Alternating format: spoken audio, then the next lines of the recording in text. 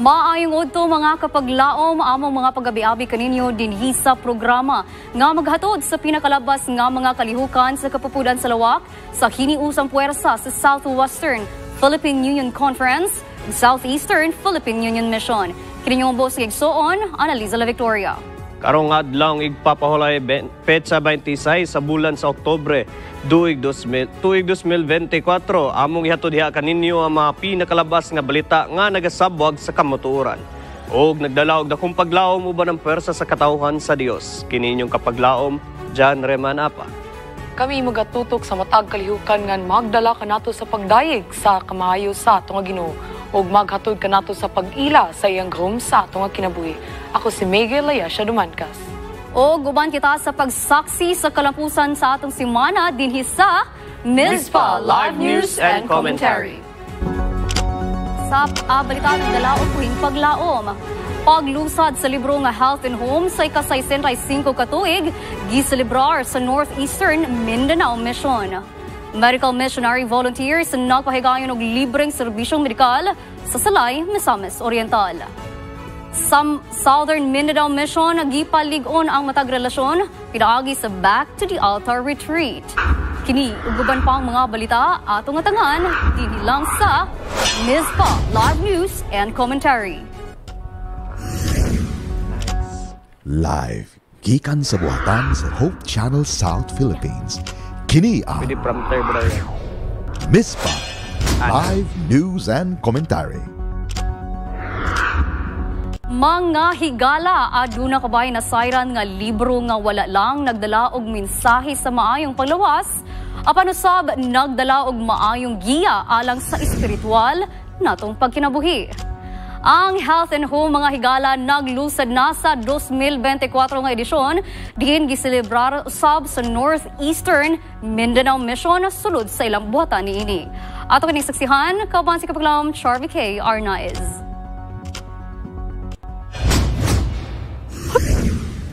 Usa ka dakong panalangin nga ipahinungod karong adlaw, Oktubre 16, 2024, ang book launching dinhi sa Northeastern Mindanao Mission sa atong Health and Home 2024. Ang Northeastern Mindanao Mission nakasaksi sa dakong paglusad sa Health and Home 2024. Kini nga kalihukan gitambungan sa tanang literature evangelist o Adventist Publishing Ministry leaders sa tibuok teritoryo sa NEM nga nagpakita sa importansya niini nga libro sa panglawas o spiritual nga mga aspeto. Niyata karon sa pinasahing program tungod kay nagahimo kita og celebration sa atong 65th anniversary sa atong bag-o nga edition sa Health and Home 2024. Sigon sa maong nga tema sa atong bag-o nga edition, Richly Blessed. Usa kini ka dako nga panalangin nga moabot sa atong pulianan kung atong ang kunon ng usa ka edition nga sama niini. Ang pagpakaylap sa hinungdanon nga kasayuran nga anaan ni ining libro nagsiguro nga mahimong usa ka dako nga panalangin sa mga komunidad nga makapauswag sa kinabuhi, pisikal ug espirituhanon. Kasagaran mga professionals ang nagkuha ani mga teachers, lawyers, doctors o engineers o uban pa. Sa samtang naga-work ko sa wala pa nga mga pila pa ka bulan, excited yun kaayo sila nga mokuha na ni kung naa na ba ang 2024 edition. Ang paglusad dili lamang usa ka selebrasyon sa usa ka libro, kundili sa pagpadayon sa pagpahinungod sa Adventist Publishing Ministry ug sa walay kakapoy nga buhat sa literature evangelist nga adunay dakong importansya nga papel sa pagpaambit sa mensahe, kahimsog, paglaom ug pagtuo. Sa ngalan sa Adventist Media Caraga, Northeastern Mindanao, kini si kapaglaom Charvy K. Arnaiz reporting for Mizpa Live News and Commentary. Atong ipambit ang mensahe sa kahimsog ug kaluwasan pinagi sa atong pagsuporta sa buhat sa atong literature ministry. Daghang salamat niana kapaglaom Charvy. Og laing kalihukan usab ang nagduso sa kapiskay sa panglawas. Mga medical missionary volunteers sa North Central Mindanao Conference nagpahigayon og medical mission nga gilusad sa Purok 1 Barangay Saray sa Misamis Oriental. Ang report igahatag ni kapaglaom Siljan Ray Marianas. Kapaglaom Siljan. Mayong adlaw mga higala, aniya kita karon diri sa Purok 1, Saray, Salay, Misamis Oriental aron sa pagsubaybay sa maong gipahigayon nga medical mission nagipanguluhan sa Victoria family o sa Saportisa family o usab sa ato ang Honorable Nicodemo Zambrano. Sa tuig 2024, Oktubre 20, adunay gipahigayon ang mga medical missionary volunteers sa Purok 1, Saray, Salay, Misamis Oriental. Alang sa libre nga serbisyo sa mga katawhan, adunay libre nga serbisyo sama sa massage, haircut, sugar test, uric acid check, eye check-up, og free reading eyeglasses. Free usab ang atong consultation pinaagi sa mga natural remedies and counseling, vital signs check, karada scan, feeding program, og uban pa. Diin atong makita ang ubay-ubay nga mga katawhan nato nga malipayon og mapasalamaton sa mga serbisyo. Ako nagpasalamat ko sa Ginoo nga nay misyon gihatag para mahibawan akong sakit. Niya nahayagan ko sa iyang gipanghatag nga mga resita nga idili sa ako. Ako si Danilo Dalauta, usa ka kagawad sa Barangay 1. Nga nakalako og pasalamat sa ilang medical mission sa among igsoon taga SDA nga kami naka-serbisyo sila sa among barangay. Daghan salamat. Maayong hapon sa tanan. Salamat kayo sa medical mission nga gi-held sa Barangay Saray, Purok 1, nga gipanguluhan ni Brother Errol kauban ni Pastor Arellano nga nagmalampuson ta sa gihimyo nga kayuhan dinhi sa among barangay sa Saray, Purok 1. Ikaduha na ni nga higayon nga inyong gihimo sa among barangay. So kinasing-kasing among itunol ang pagpasalamat sa mga kayuhan nga inyong gihatod. Daghan kayong salamat sa inyong pagsuporta labi na sa mga katawhan nga na serbisyo sa among barangay. Mayong hapon. Ang medical mission nagahatag og kaayuhan alang sa mga katawhan sa Purok 1 Barangay Saray. Pinaagi sa pagkat-on sa insakto nga lifestyle ug mga paagi sa natural remedies nga konsultasyon. Iusahan nato sila sa pag-ampo aron nga silang tanan mamahimong atong maduol diha kang Kristo. Kini si Siljan Ray Marianas alang sa Adventist Light Media Report.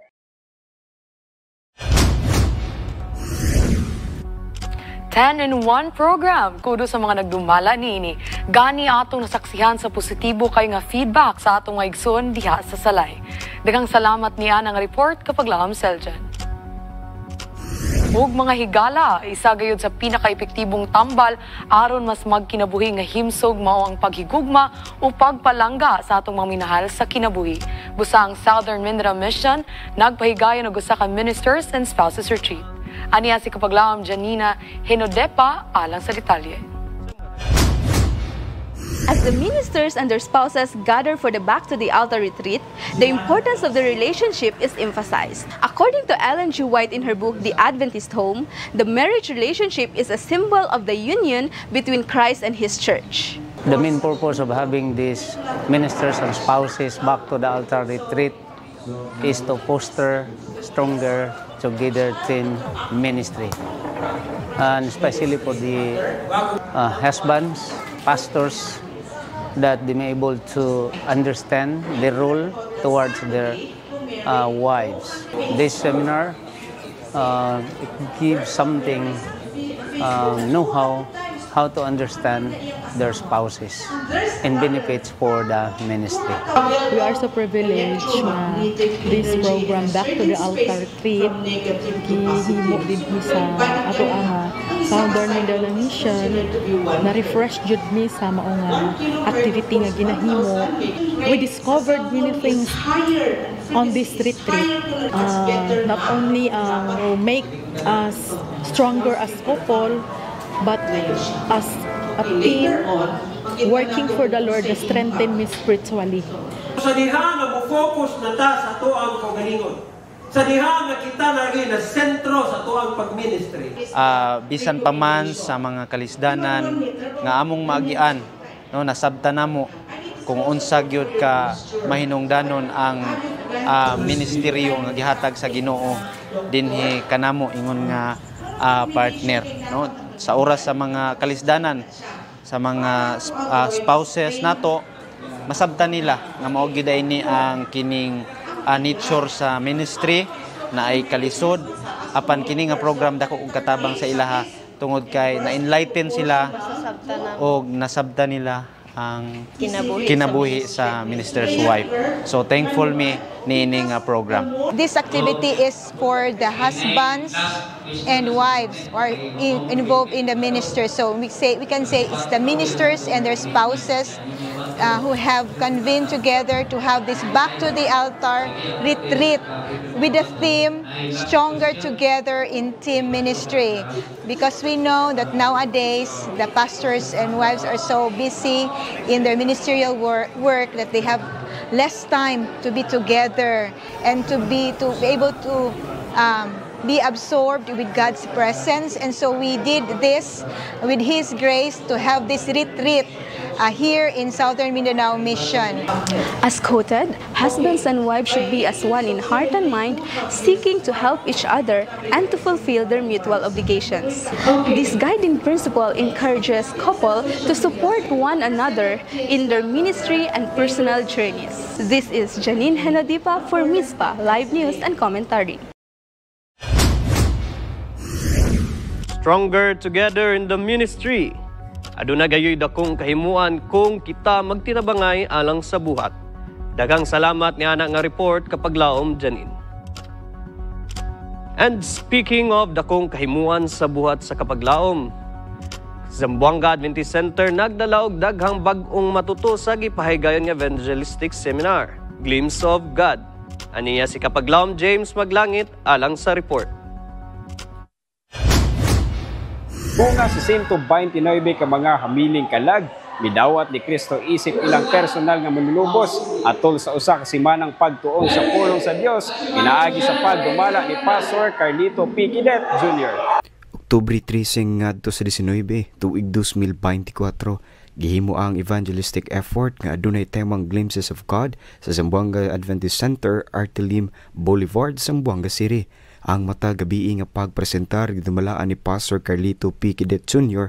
kansang maong naguna sa pagpahat o paggiya sa mga partisipante pinaagi sa lapad nga pagtuon sa balaang kasulatan. Ang Glimpses of God mao ta kani ang maghatag og kalipay sa mga tao nga mahimo silang balaan diha sa Ginoo, maguswag ang ilang kinabuhi, makaangkon sila taas ka kinabuhi o sila sa makaangkon sa kinabuhi nga walay katapusan.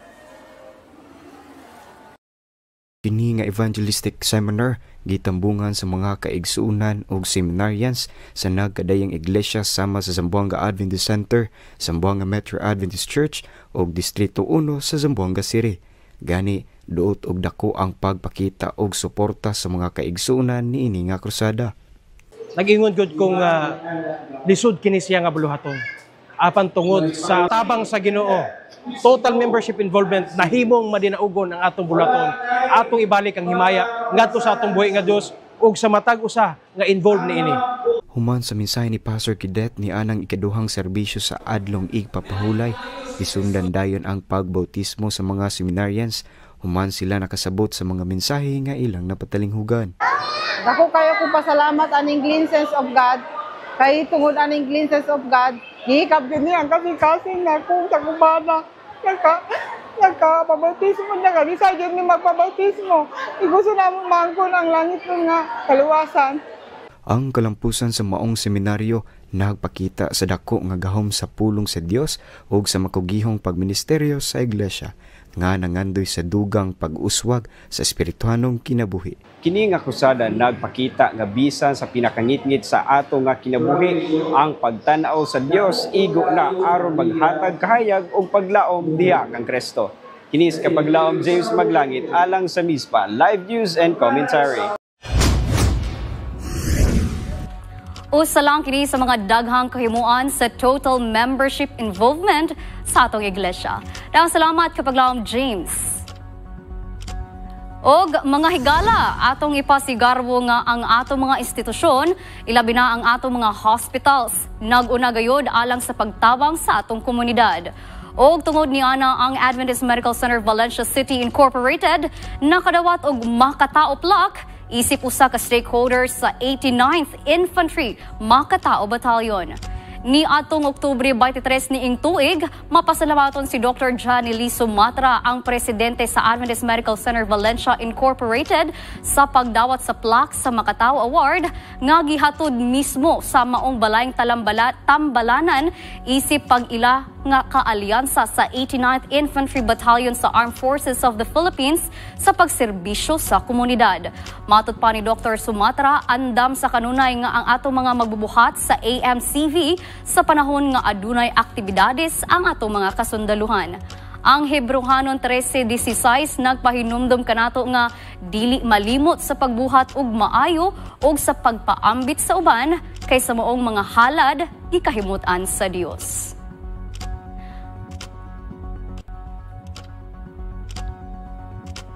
Ang Dios sa kanunay magapanalangin sa atong mga balay tambalanan. Og mga higala anhita sa international news, pagkahuman sa sunod-sunod nga mga bagyo nga nagdala og kadaot, ang Adventist Community Service midangup aron mohatag og tabang. Og ang ebanghelismo sa Bolivia nagresulta sa pagbunyag sa 3,388 ka mga tawo. Ang report ighatag ni Kapaglaom Glenny May lumaktod.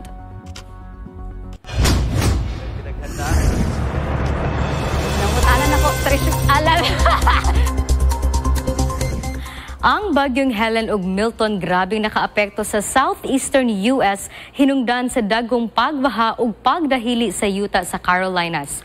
Ang gidaghanon sa nangamatay gikan kang bagyong Helen miabot og kapin sa 250 ka tawo, samtang si Milton adunay kapin sa 20. Kapin sa 3.2 ka milyon ka tawo ang nawad-an og kuryente sa tibuok Florida, Georgia, Carolinas ug habagatang Virginia.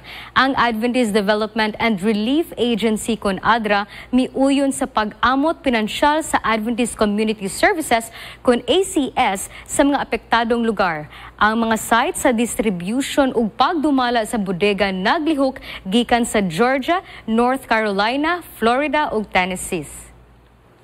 Ang Adventist Church sa Bolivia nagpahigayon og duha ka semana sa pag-ebanghelyo, the end of the great conflict, gikan sa September 15 hangtod 28, 2024. Kapin sa 3,500 sa sentro sa pagsangyaw ang giduaw or miduaw sa katusan ka mga ebanghelista ug 3,385 katao ang nabautismohan. Nagsugod ang Caravans de Esperanza nga nakaabot sa hilit nga mga komunidad. Ang South American Division kun SAD ug Radio Nuevo Tiempo kabahin sa Adventist World Radio miapil usab sa nagunang semana sa pag-ebanghelyo. Ang engrande nga pagtak-op sa Spring Evangelization gihimo ni adtong Setyembre 28 uban sa pagsaulog sa pagpasalamat sa simbahan ug sa Dios alang sa libuan nga midawat sa pagtuo. Alang sa dugang nga kasayuran, pwede nato bisitahon ang opisyal nga mga balita sulod sa Seventh Adventist ang ANN ug Adventist News Network sa Facebook ug website. Mao kato ang mga impormasyon nga nakaylap kay sa balitang international.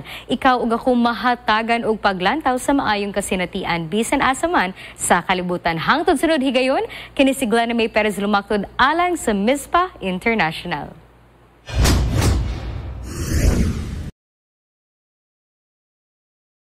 Sa pag-ampo ang pagpadayon sa atong buhat bisan pa man sa daghang mga pagsulay. Sa atong mga igsuno sab nga naapektuhan karon sa bagyong Christine, mga kapaglaw, ato kining apil sa atong mga pag-ampo. Sa pagbalik, konserto sa 1,000 Missionary Movement nag-awhag og suporta pinaagi sa pinansyal nga gasa. Og sa commentary, sa unsang paagi kita makatindog sa atong gibarugan nga kamatuuran, sa unsang paagi nga mapadayon ang maayong relasyon sa atong mga higala bisan pa man sa nagkasukwahing baruganan sa relihiyon.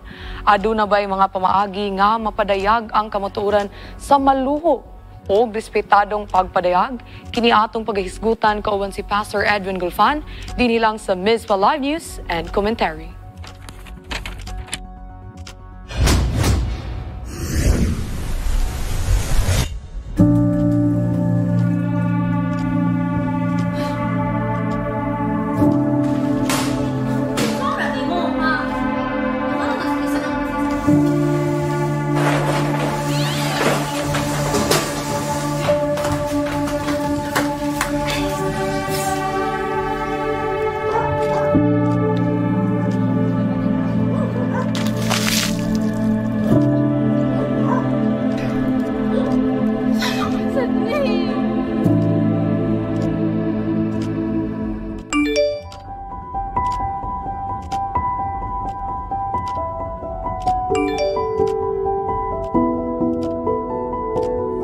A message from your friend, Hope Channel, South Philippines.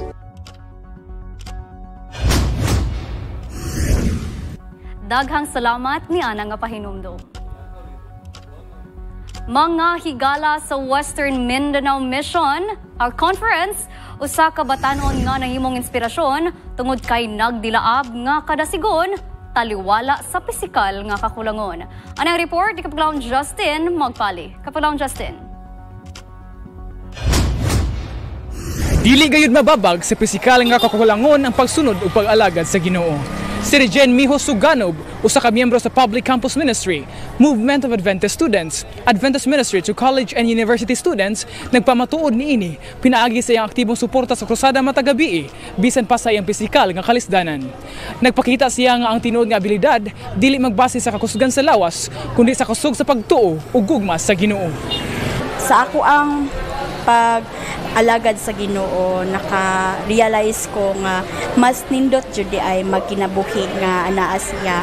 Mao na nga nadasig ko sa pag-attend sa seminar nga maoy naghatag kanako og opportunity sab nga bisan sa ko ang kaluyahon kay naman jud time nga maluya jud ta. Kung imuhang ipakita ang gugma sa Ginoo nga bisan di ay og ingon ani ang ato ang sitwasyon, bisag unsa ang ato ang kakulangon sa kinabuhi, bisan pag unsa ta kapitos, unsa ta kalisod sa ato ang mga gipang agian nga dalan, apan kung imuhang gihunahuna or turok nimo sa imuhang kasing-kasing o sa imong hunahuna nga ikaw gihigugma, ikaw usab gipili sa Ginoo despite the situation that you have been through.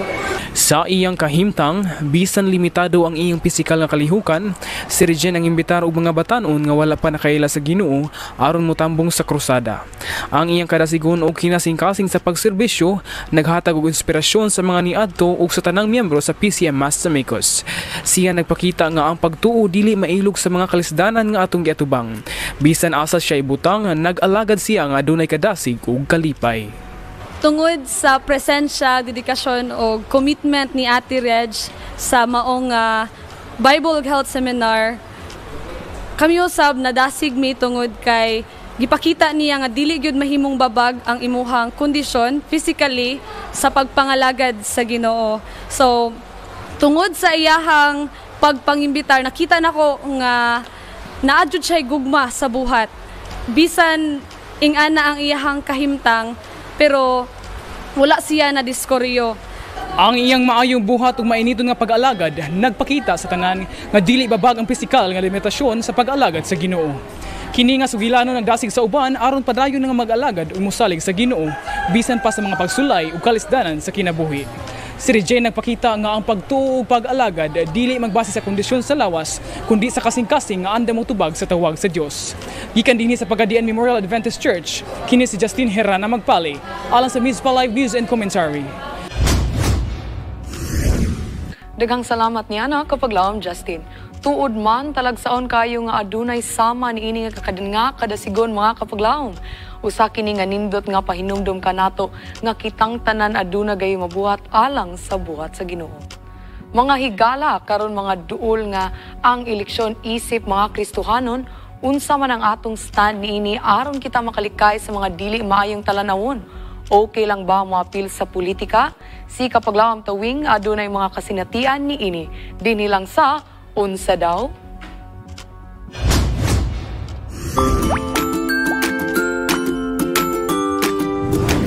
Hello mga higala!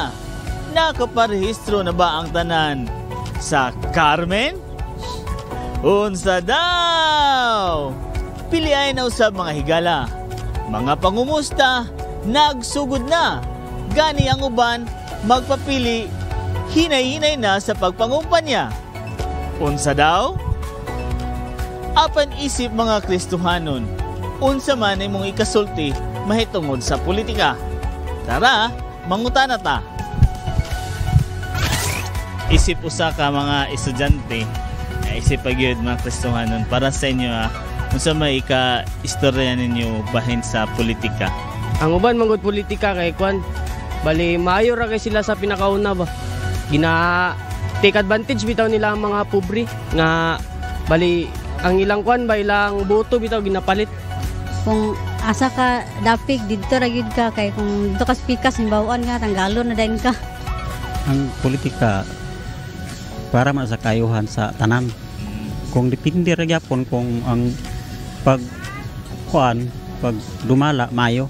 Ginanglan nga ang pantay ang padagan sa kuan sa atong nasod isip sa Pilipinas para wala na mga kuan kada kanang ngun nga pang daog-daog kanang magkuan lang sa kuan kung asay tsada bagid nga pamalaod or asay limpyo kinana lang wala na mingon nga asya pobre dili siya ngayon siya dato siya ra may tagaan kinanglan nga patas ang pamalaod. Tapos pagkakuan na yun, makuha na lugar sila kay ilan na din kuan din. Ginakurakot na din nilang mga kuan. Walay pobre, walay dato. Kinanglan nga, kuan gid siya kanang fair sa tanan. O, pantay-pantay para walay kagubot nga mahitabo. Unsa daw? Mga higala, ang 1 Timoteo 2, 1-2 nag-ingon. Iampo ninyo ang mga hari ug tanan nga may taas nga katungdanan sa gobyerno aron mahimong hapsay ang atong pagpuyo. Unsa daw? Ugalang sa umalabot nga piliyay, iampo nga ikaw usab giyahan sa pagpili. Kini ang iyong ubos nga alagad, tawing galyigo ng utana. Unsa daw? Dagang salamat kapag lawom tawing sa pagpadayon mga higala, sa unsang paagi kita makatindog sa atong gibarugan nga kamatuoran. Sa unsang paagi nga mapadayon ang mayong relasyon sa atong mga higala, bisan pa man sa nagkasukuhayng baruganan sa reliyon. Aduna ba'y mga pamaagi nga mapadayag ang kamatuoran sa malumo ug respetadong pagpadayag. Kini ang gigasaysay sa atong pinalangga ug respetadong ministro sa Seventh-day Adventist Church, Pastor Edwin Gulfan sa MISPA Live News and Commentary. Daghang salamat sa atong mga anchors alang sa ilang gipahat ng mga balita diri sa MISPA Live News and Commentary og ingon man sa atong mga communication directors in different missions and conferences around Mindanao. Daghan kaayong salamat sa inyong leadership sa pagpanguna nga aron makakalap og mga balita aron nga makapahat nganhi sa atong studio og mahimo unyang panalangin sa uban. This time mga kapaglaom, when we look at our Facebook pages at mga social media, either Instagram, TikTok, or sa ato ang YouTube, or sa atong Facebook, daghan kaayo gyud ang mga clips or mga memes or di ba ka mga postings about who is really the truth. Now, let's us find out kung unsaon gyud nga kita maka-defend o makapanalipod sa atong pagtuo ngadto sa uban, makabarog sa atong pagtuo isip Kristiyanong Adventista diha sa internet. Let us welcome no other than ang ato ang evangelist. He is an international evangelist, at the same time, retired president of South Philippine Union Conference, our beloved Pastor Edwin Gulfan. Pastor, maayong udto and happy Sabbath kanimo. Maayong udto diha Charm, nalipay ko nga nakabalik na po diri sa atong studios of channel. Yeah. Thank you. Thank you so much. Before we go proceed to our discussion, Pastor, I'll give you time to maybe give your greetings to all of the brethren who invited you on this year. Grabe, fully booked ang imong 2024. And I know there will be more coming schedules that are listed already in your calendar. I would like you this time to greet them. Well, salamat kayo sa mga kaigsuunan nga hangtod nagpatronize gyud sa atong media ministry. Ilabi na gyud ang kaigsuunan nga bisan tuod og taod-taod na ta nga wala maka-broadcast sa atong television channel apan ang atong media ministry ongoing og Labaw tanan ang atong kaigsuonan nga wag ipuas pud pag-organize og mga programs in different churches and different institutions and organizations nga ang ilang target ma-disseminate gyud, ma-accomplish ang mission of the church. Ang mission of the church kana rig extension sa mission ni Jesus Christ to seek and save the lost. That's to preach the gospel as in the broader way. Paingon magud sa tibuok kalibutan ang atong target sa Great Gospel Commission nga gihatag ni Ginoong Hesus. And we're so happy to have you again, Pastor. Thank you, You've been in the different parts of the world, in different countries and regions of the Philippines, and usahay lisod pod no nga kanang makip up lang yung ka diri sa Mindanao. Thank you kayo. And we would like to thank you all for always giving Hope Channel a chance nga makahimong imong kauban ani nga ministry. Pastor, let's talk about unsaon gyud nga makatindog, makabarugta sa atong gituuhan nga pagtuo ug unsaon ni siya nga mahimo ni siyang kumbaga how should we defend our faith as Christians? May usa ka text sa scriptures nga gusto na akong ma-emphasize, and I consider that as foundational related to the way we handle the truth that is in us. Kanang 1 Peter 3:15. Popular na siya nga verse, but the verse says, "Be ready always to answer every person who asks you of the hope that is in you. But do that with meekness and respect." It depends on, it varies from version to version, pero ang emphasis nga, kita ingon nga mga tao nga naghuna-huna nga kita ang nagbaton sa kamatuoran. Nasa ato ang mensahe sa paglaom, nasa ato ang kamatuoran sa mensahe sa kaluwasan. Kung naataan nga pagbarog, andam ta mo tubag sa mga tao nga mangutana. Kalabot sa pagtuo nga anian nato. Pero sa perspective sa ang baseline niya, be ready always to answer every person who asks you of the hope that is in you, but do that with respect. With respect. And with, kanang murag, sa Bisaya pa, uban ang kalumo og pagtahod. Tubag manggalintas mga tao, dunay pagpakita nato nga wala taga-insulto nga ang ilang pagtuo dili sama nato. Ano? Lalahi man gud siya karon, Pastor, especially with the presence of social media. With the trend karon, you can just post whatever you want, not mindful of those who can see your post, di ba po? So, how can we put that meekness and respect when it comes to our post on social media? Sa una, good charm, na may history ang religious history sa kalibutan, doon ay panahon nga ang mga tao dili gyud maka-express sa ilang kaugalingon. Because the moment they express themselves and their expression is contrary to either what is popular or what is existent law.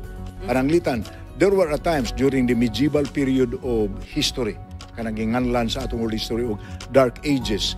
Doon na mo state religion. State religion means ang gobyerno ni adaptar og usa ka klases relihiyon. So, religion and government was one. There are times when religion imposes the religious religious practices through the arm of the law. Og ang lupod gi-base sa what is being said by the religion. Mo nang gingalag combination of state and religion. Pero karon naa namang guta sa freedom nga naa na separation of church and state.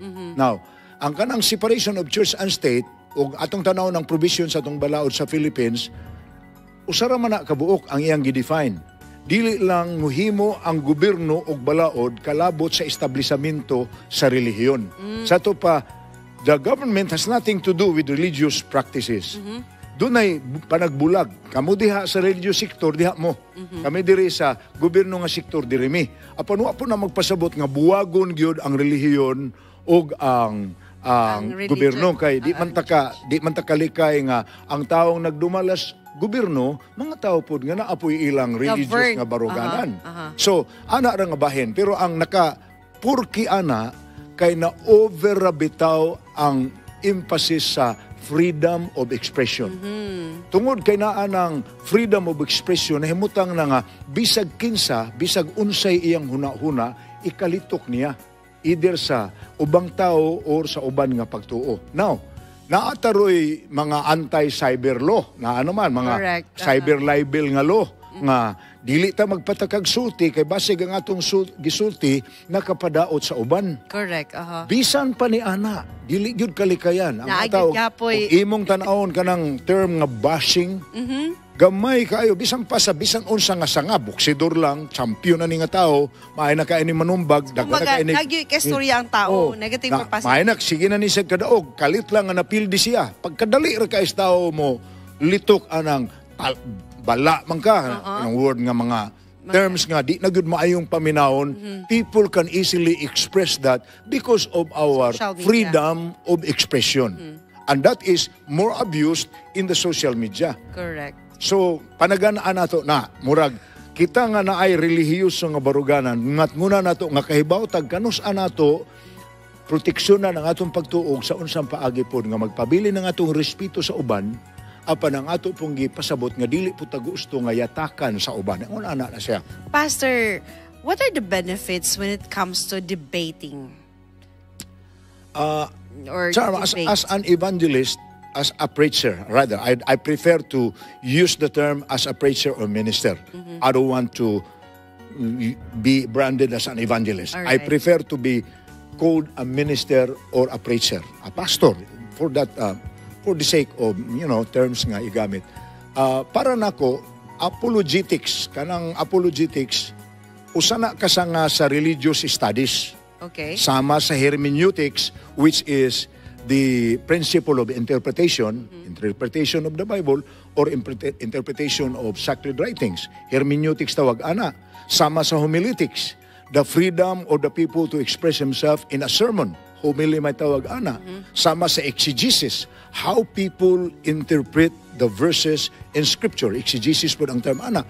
Naapoy branch ang religious studies nga gingalag apologetics. Which is? Apologetics means mga tao who stand in defense of what they believe. Now, there are always apologists. In the history of religion, there are always apologists. Say, for example, New Testament Church, Paul is an apologist. Tao siya nga, makashare siya siyang gituuhan, apan og dunay tao nga dili mo dawat or mo insulto siyang gituuhan, kamao siya manalipod ana. Okay. Mauna siya ang gingalag apologist. We need those kinds of people even today. We should not lose them because there has to be people who knows how to defend. Ug sa natural pa na nga kinabuhi, dunay mga weaker sex sa mas kababayan. Apan kinahanglan nga doon na po'y stronger sex nga kamaong manalipod sa the moment nga naay mo daog-daog sa mga weaker. Kumbaga warrior ni sila. So dunay ubang mga tao nga ug sa ato pang pinulungan yun, mutuon yun sila og martial arts or self-defense para doon na po'y manalipod either sa ilang kaugalingon or sa uban. Ingon ana pod ang sa religious world. Doon na po tayo defenders of the faith. Now, each of the religious groups organize certain groups called apologists. Sa Roman Catholic, gingalan na ilang Catholic faith defenders. Sa ato, whatever the names they call themselves, pero naapo tayo mga tao ngayon ana. Although, og ako'y pangutanon, is that the ideal in sharing the truth? Kung pangutanon ko ana, is that the ideal? I would say nga, dili ka ko in agreement nga debate system ang atong pag-preach sa truth. So, as a preacher, I don't encourage our fellow preachers, whether church leaders or church members or fellow ministers, I don't encourage them to learn the art of debate. Although we know how to do that, but we just don't feel nga that's the ideal.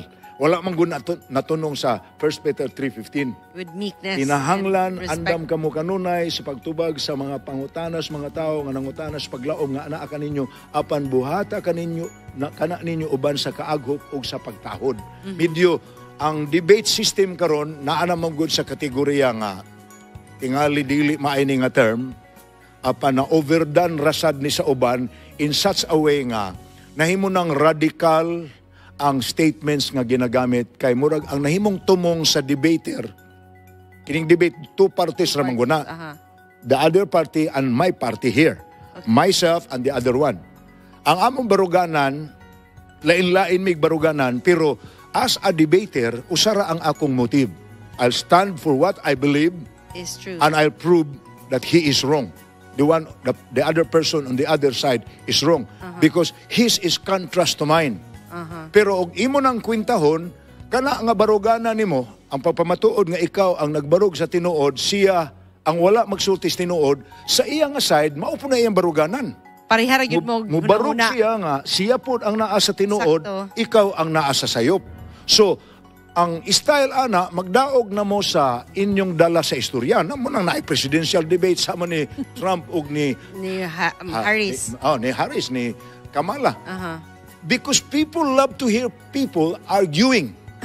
Now not because they want to seek the truth or they want to know who is really the good president or who is the good preacher, but people just seem to be entertained when they listen to people arguing. And there is joy, there is delight when you hear people trying to say you're wrong and I am right.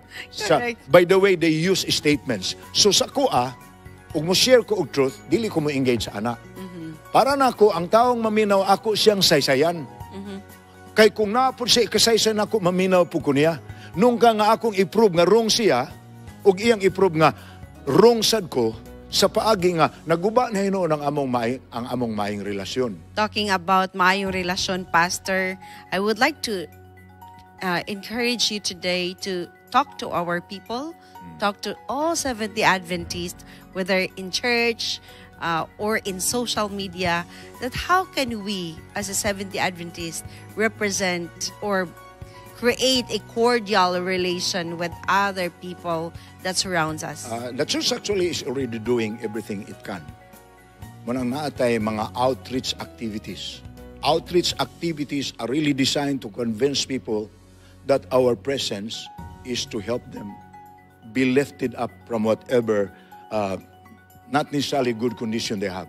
We want to bring improvement to everyone's situation. So all our departmental activities, whether we engage in the health department, family life, youth department, children's ministry, music ministry, stewardship, all of these branches are designed by the church to be an outreach arm so that the church will be of positive influence and impact in the community.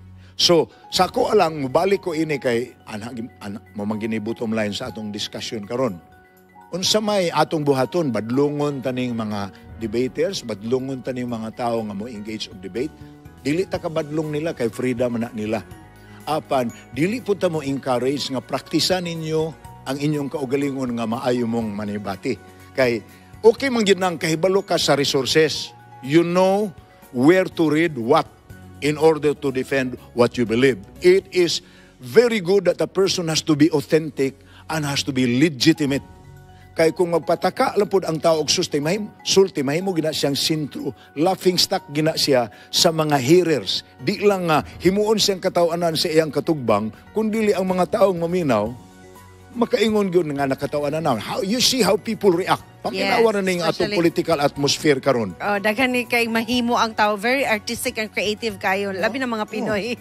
Karon natay mga officers sa gobyerno nga instead nga mutubag sila tagsa-tagsa sa mga interview sa mga journalist, muhimo na lang sila press conference unyag inig ka-express nila sa ilang kaugalingon, i-picture dayon sa mga tawa na nasira ng ulo ana na ingon ana ka critical ang listeners.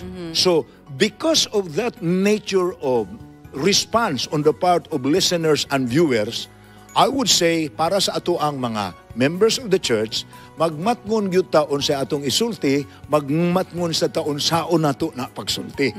Sa paagi nga dili mawala ang respeto sa mga tao sa ato ug di pud sila kaingon nga wa tay respeto nila. Kay sa broadcast nga ethics, Ma'am Charm, sa broadcast nga ethics, pwede mong yun ang tao maka-propagate sa ilang religion, kaya niya amanta sa a country with religious freedom. Pero sa broadcast ethics yun, ayaw yun pag-insinuate og ideas nga murag imong gi-down ang teaching sa uban. Ipakita lang ang kamatuoran nga imong gisulti, apan ay lang yun insultuha ang uban. Kay in reality, pwede ba yan mo isulti ang imong kamatuoran without necessarily destroying what others believe if they don't believe the way you do. You can do it. And let us ug mag-develop man tag practice sa pagpakigbahin sa pagtuo, developo nato nas paagi nga ipalutaw nato ang atong kamatuoran apan wala nato dukduka ang uban nga magtuo pareha nato. Amen for that, Pastor. It's always a joy and it's always a delight nga maminaw ni mo murag matangtad jud ko, Pastor, all the time, and it feels like na ako sa classroom na minaw sa ka-lecture. Thank you so much, Pastor. I've learned a lot today, and I know kamong tanan, kita tanan mga kapaglaom no, na nahatagan ta og kalamdagan, nadugangan ang atong pagtulunan, o nadugangan pod ang atong courage nga mahimutang responsible when it comes to clicking on our social media pages, when it comes to responsible posting on whatever we share online. So daghan kaayong pasalamat kanimo, Pastor Golfan, for always sharing your thoughts and wisdom to Hope Channel South Philippines, and more power to you. God bless the Hope Channel Ministry, Charm, and God bless everyone who are involved.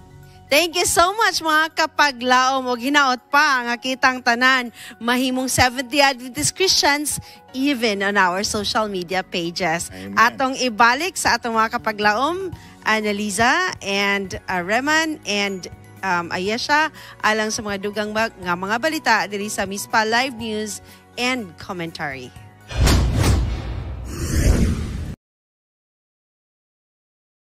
Golfan niya ng maundanon nga diskusyon. Sa laing bahin mga higala, konsyerto sa 1,000 Missionary Movement nag-awhag og suporta pinaagi sa pinansyal nga gasa. Anang report ni Kapulom Mary Helen Tengal.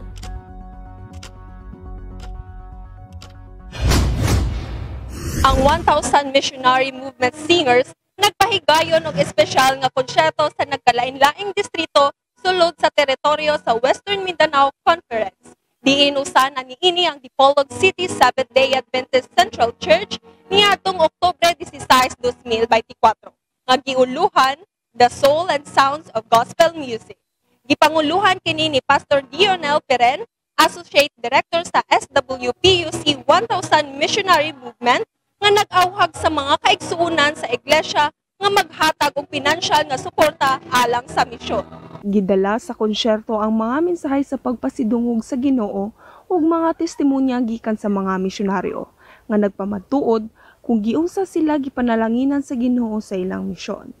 On behalf of 1,000 Missionary Movement, we as part of the fundraising team, gusto na mo nga express ang pasalamat sa tanan mga kaigsuunan nga nag-share sa ilahang support through giving. Kinigdili ni para sa mga kagalingon. Recently, we trained and we sent 92 people. Mga kaigsuunan to, mga young people to nga mahimong leaders sa iglesia. Mahimo silang mga galamiton sa iglesia. Ma-train sila. When they come back to their respective churches, they'll become good leaders. So, atong pinagis yung tabang, daghan pang mga kabatanunan ang mahimong ma-train. We believe nga you are allowing God to receive blessing. Kaya kung the moment you give, then God will bless you, surely. Ang mga miyembro sa iglesia mapasalamaton nga nakahatag sa ilang pinansyal nga gasa o mga pag-ampo alang sa misyon. Gipahinumduman ni Pastor Peren ang tanan nga bisan ang gamay nga tabang adunay dakong epekto sa misyon nga gibilin ni Kristo. Alang sa gustong maghatag og pinansyal nga tabang, ipadala ang inyong mga gasa sa video account ni Pastor Dionel Peren nga makita diha sa inyong mga screen. Kini si Mary Helen Tingal alang sa Mispa Live News and Commentary.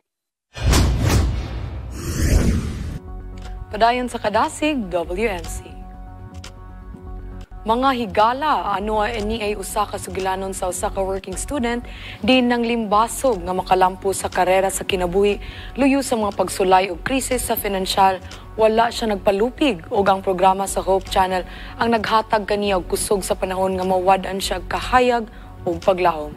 Ani ang sugilanon ni kapaglahom Pearly Jane Pilayos, Stories of Hope.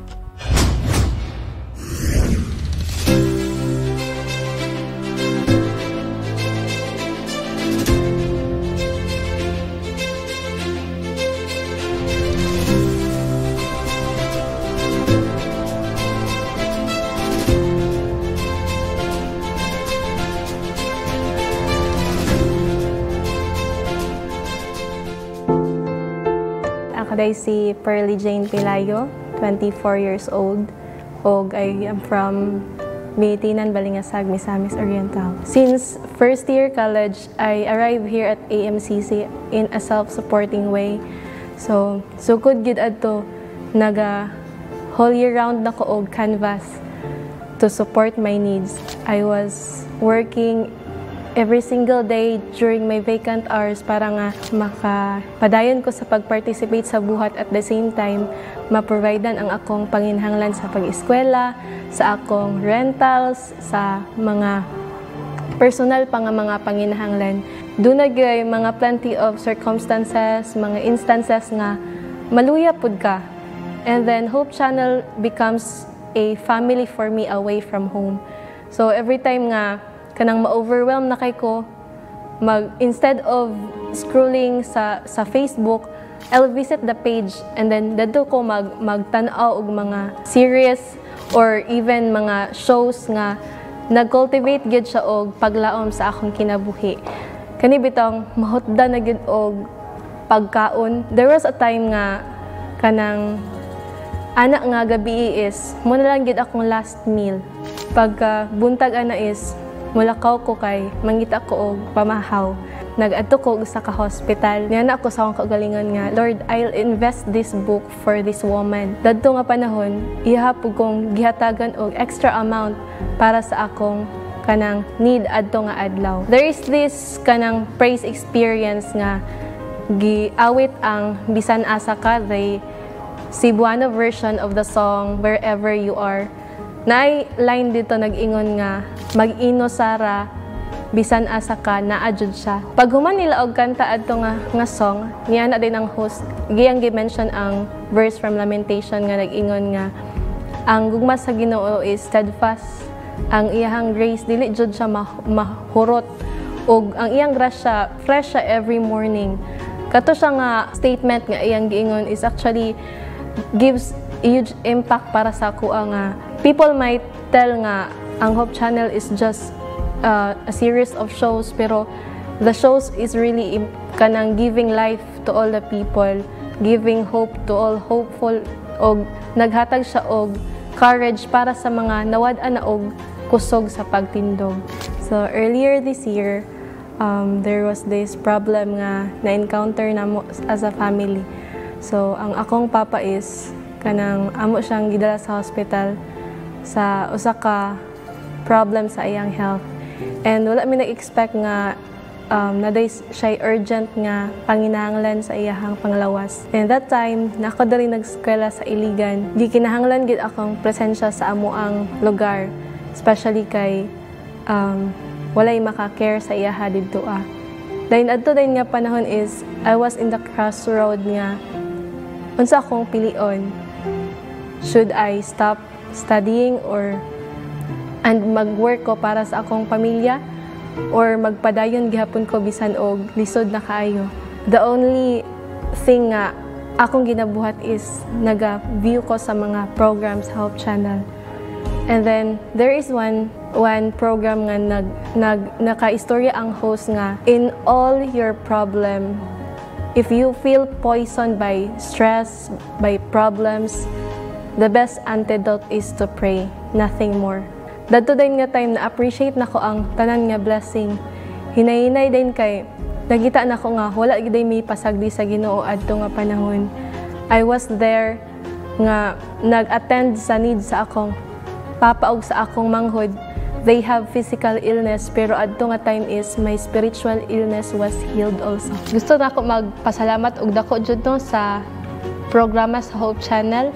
And it wouldn't be possible without people working behind. Unknowingly, no, ang Hope Channel, as it impacts me in good ways, tungod kay na-cultivate good nini ang akong spiritual being. At the same time, ako lang good nga i-message sa mga tao nga nagalantaw, keep on supporting the Hope Channel, and instead of scrolling in our social medias for no reason, why not nga atong i-spend ang atong time sa pag-view, sa paminaw sa mga programa nga dako gid siya og kabahin sa atong espirituhanong kinabuhi. Thank you, Hope Channel South Philippines.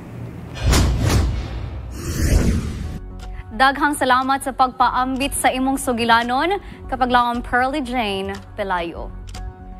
Mga higala, kamusta man ang ato nga semana? Tingali ang uban na apektuhan sa ato nga klima. Og tingali ang uban, wala nakaandam kung unsa ang atong posibleng matagamtaman. Busa mga kapaglaom, aniya si kapaglaom Ayesha Dumancas sa Ms. Panahon.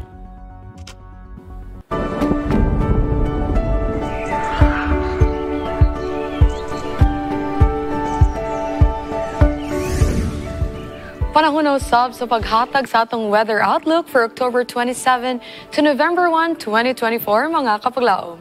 Sa latest update sa pag-asa, the trough of severe tropical storm Trami, formerly known as Christine, affecting the western section of southern Luzon and is located 630 kilometers west of Bacnutan, La Union, with a maximum sustained winds of 95 kilometers per hour near the center and moving westward at 20 kilometers per hour.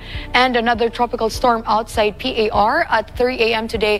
Congray is located 1,825 kilometers east of central Luzon with a maximum sustained winds of 65 kilometers per hour near the center with gustiness up to 80 kilometers per hour and moving northwestward at 35 kilometers per hour.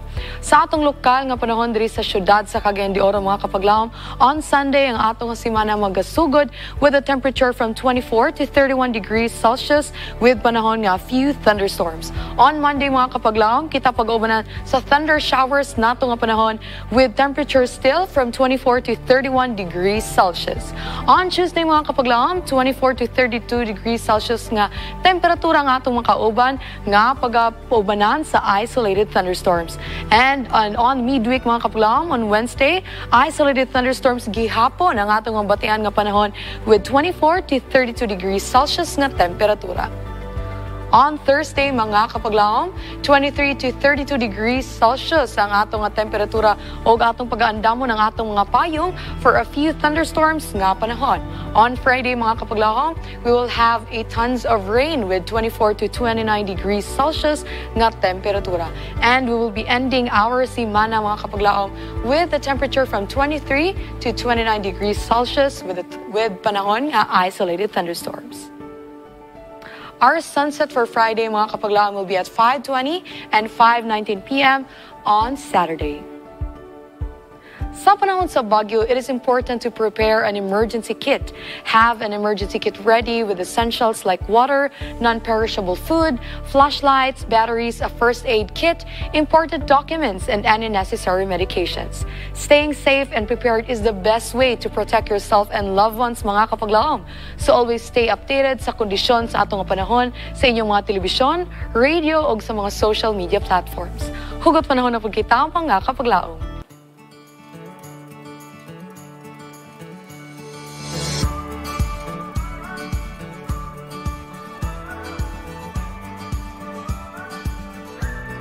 Dili tanan nga bagyo makaguba sa atong kinabuhi. Usahay kinahanglan lang nato ang kusog nga hangin para mapalayo kita sa mga butang nga wala magpabilin para sa atong kaayuhan. Kaninyong Ms. Panahon, Miguel Ayesha Dumancas. Till we meet again din sa Ms. Panahon. Wow, salamat sa maong weather report kapaglaom Ayesha. Ug sa mga pahinumdom kung unsa ang mga temperatura o mga weather karon nga mga semana. Og katong Congray. Mga higala, speaking of Baguio, atong iampo sa makanunay nga ang atong mga higala sa Luzon nga bahin. Karon nagasinati gyud sa Baguio ang uban gani nakita ninyo sa mga balita nga nagalutaw na gyud og hinaot nga ang inyong mga tabang bisan pag unsa kadako kagamay dako na kayo ng tabang sa mga igsoon nato nga nabahaan og ayaw kalimti kung wala mo kabalo kung ahan ninyo ipadala yung mga tabang, pwede ninyo ipadala sa ato ang ADRA o Adventist Development Relief Agency or kung walay lain ninyo maduulan or makontak pwede mo moduol diri sa Hope Channel South Philippines o palihog indicate or specify nga kana inyong tabang para na sa atong mga nabahaan. Mano, ilabi na karon nga nanapoy upcoming nga atong bagyo ang Kongre. Kung dili man galing ta makahatag og kanang financial nga pagtabang, but prayer is dako nang gid kay siya nga help. Yes. So we have Christine and karon na napud kita bago nga bagyo which is Kongre. Busa mga higala ato gayon iampo ang mga kaigsuonan nato labi na sa Luzon, parts of Luzon no, nga naapektuhan gayon sa ato nga bagyo. And bagyo, actually, essential po na siya sa itong kinabuhi because is what you have said sa itong hugot panahon. Ikinahanglan po nga naayong mga kusog nga hangin para palayo ang mga kuan ba, di ba? Nangalagpot ang mga bad element. Yes. So sa imong good kailangan gyud nato og mga bagyo sa itong kinabuhi para mapalayo ta, natay matunan og siguro new environment. Yes, murag igubang imong old problems para mo construct apog kag bag-o na sad sa imong kinabuhi. And according to science wood na ay ang tree daw dili daw na siya mahimong strong ang mga roots niya mas mugunit kung wala nang mga bagyo sa nga ilang matagamtaman. Wow, unsa daw isgot tawing sa about sa election. So akong giawhag po tong mga nag-18 na. Yeah.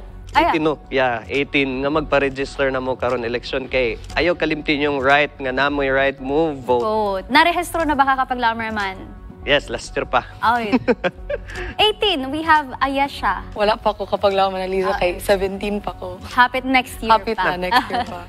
Ang among hulatan ang imong dibo. Og mao kadto ang atong nakalap nga mga balita. Atong nasaksihan ang nagkalaing-laing mga positibong balita ug mga sugilanon sa paglaom.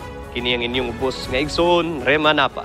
Sugilanon nga makahatag ka nato og kadasig og kaligon sa atong pagtuo. Kini ang inyong kapaglaom, Miguel Ayesha Dumancas. Sa kanunay nang hinaot nga mga pulong sa gugma, magpatigibabaw sa matag usa kanato. Ang Ginoo magauban kanimo og kanako samtang kita magapadayon sa paglawig aning biyahe sa kinabuhi pauli sa tumatuod nga puluyanan. Kini ang kapaglaom, Annalisa La Victoria. Hangtod sa sunod higayon, may our Heavenly Father who watches over us. Fills us with love and joy this year 2024. Watch over you and me till we meet again here on Mizpah Live News and Commentary.